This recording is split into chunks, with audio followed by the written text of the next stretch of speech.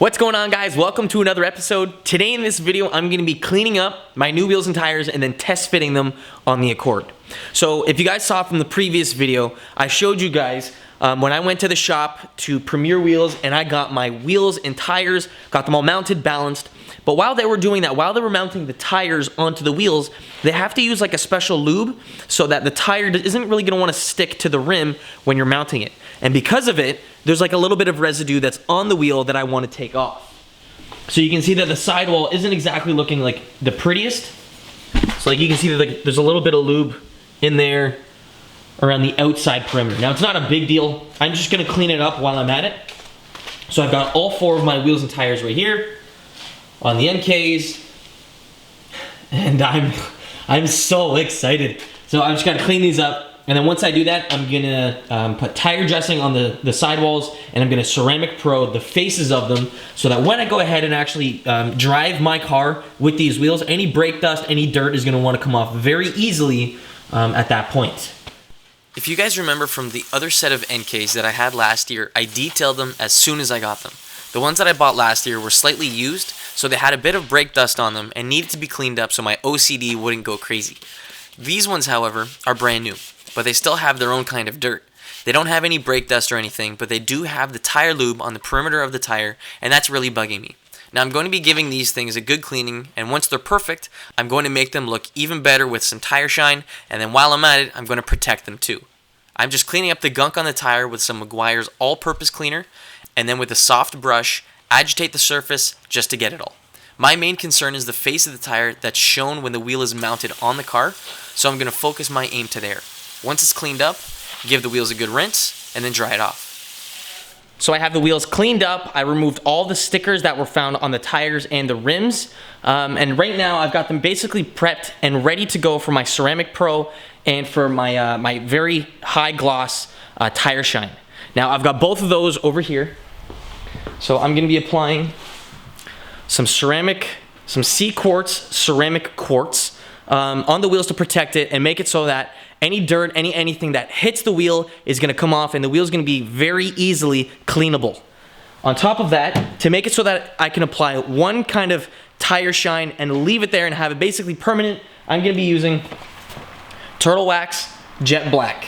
Now this is the stuff that we applied to my little brother's tires, and it's done an incredible job. I was kind of skeptical about it at first, but after he's had this on his car for so long, and the shine, you know, has been absolutely crazy, even still, like it's been months since we applied it, and even on his winter tires, you can still see the shine, and it looks a lot better than just a regular naked tire. So I'm gonna be doing all that to all four of these wheels and tires, clean them up, and then after I'm done that, I'm gonna be mounting them on the Accord.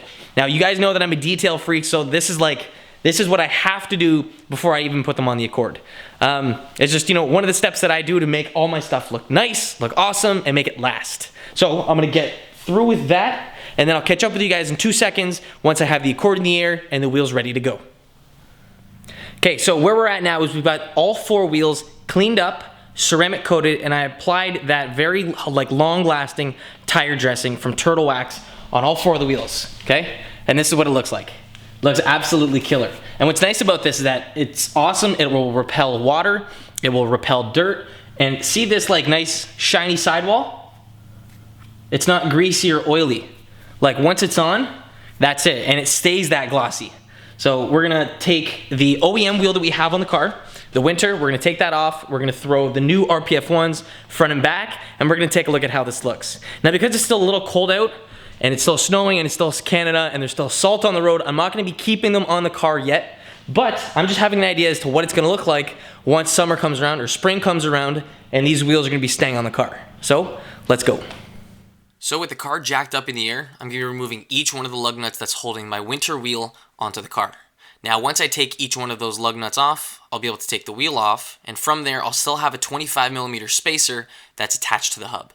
Because I want to test it up, just the bare wheel attached to the hub, I need to take off that spacer as well.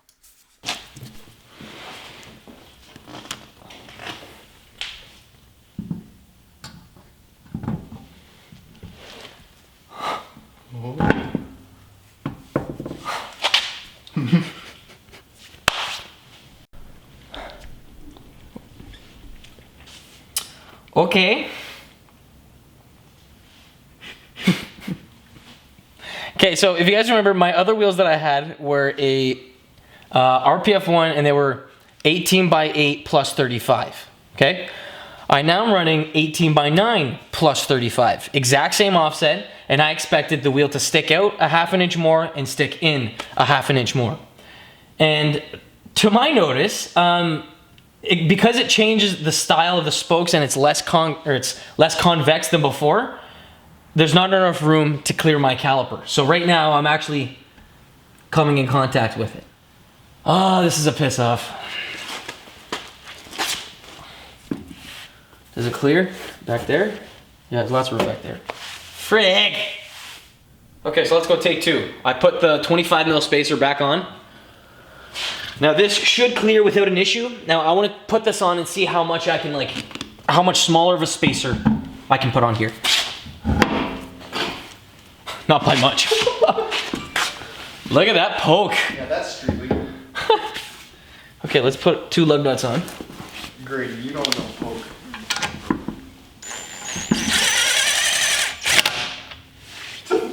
It's almost as far out as your fucking mirror.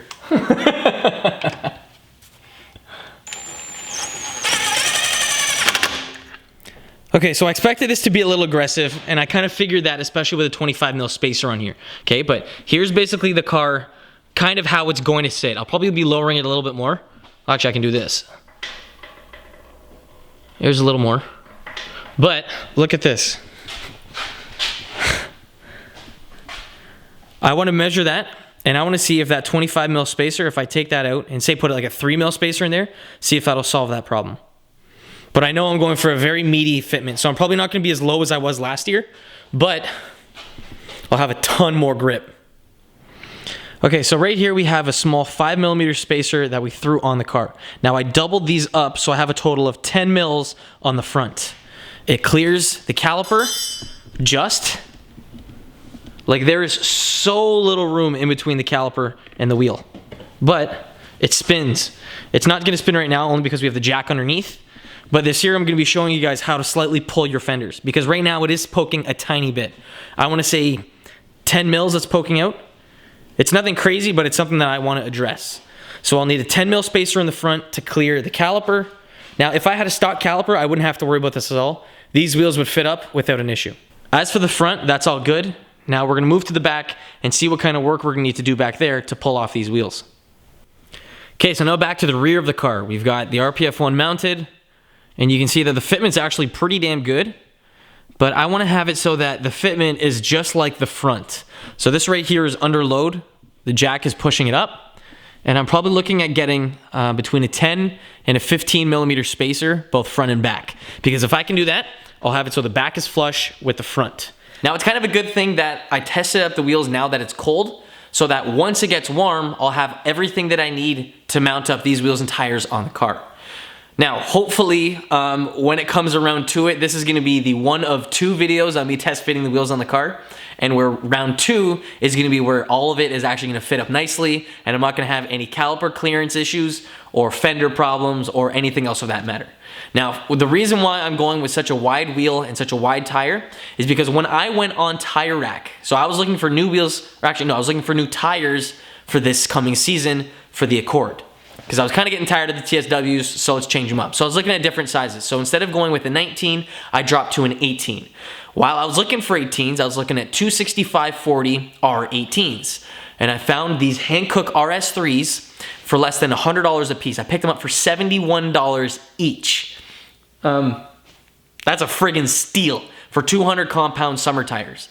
I found such a good deal that I was like, you know what? I don't know if I'll be able to see this deal around again, so I got 2 sets. So here's the one on the car, and I have another one coming in sometime next week. But because I got such a nice tire, I needed to find an 18-inch wheel to fit, and it would look wide and be sweet and meaty. I wasn't really looking for any kind of stance look, because with this kind of tire that I got, if I really wanted to, I could probably run up to, I want to say a 12-inch wheel, 12-inch wide wheel, but at that point I'm running stretch and camber and all that stuff that I don't like. So I'm like, okay, let's go for a meaty fitment. Here it is. Now, for the modifications, I'll need extended wheel studs. I'll have a video coming out showing you guys how to do that once I get those in and buy them. Pulling the fenders and rolling your fenders. I'll have all of those coming out on the Accord, and then she'll be able to rock these wheels nicely. So if you guys haven't checked out my previous video where I showed you that I got these wheels and tires mounted up at Premier Wheel Direct, you guys can go check that out. If you guys are around the area, definitely head out to them because they got me a pretty wicked deal on my setup. Otherwise, I'll have links for the wheels that I picked up in the description box. And if you guys want, you guys can pick some up too. Otherwise, thanks for watching, guys. If you have any questions, throw it down below. And as always, guys, I'll catch you in the next one. Peace.